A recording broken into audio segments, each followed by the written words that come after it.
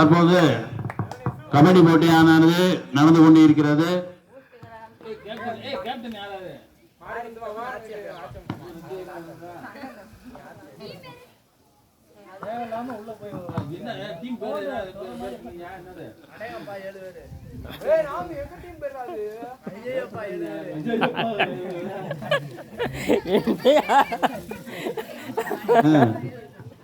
அடிங்கப்பா 7 பேரு டீமும், ஐயோ அப்பா 7 பேர் டீமும்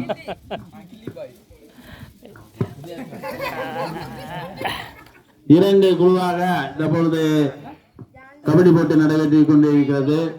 அடிங்கப்பா 7 பேர்